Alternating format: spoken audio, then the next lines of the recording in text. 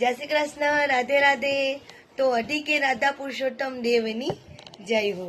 તો વાર્તા છે ચોથી, સેવાનું ફળ। એક ડોસી અને એક ડોસો રહે। એમના ઘરે 3 દીકરા, ત્રણેય દીકરા જુદા રહે। એવામાં પુરુષોત્તમ માસ આવ્યો। ડોસા ડોસીને પુરુષોત્તમ માસમાં નહાવાની ઈચ્છા થઈ, પણ બંને જણા નહાવા જાય તો રાંધીને ખવડાવે કોણ? ડોસાએ તો મોટા દીકરાને ત્યાં ગયો અને વાત કરી, ભાઈ આટલો મહિનો અમને તારે ત્યાં રાખને, તો અમે પુરુષોત્તમ માસ કરીએ। મોટા છોકરાએ ઘસીને ના પાડી દીધી।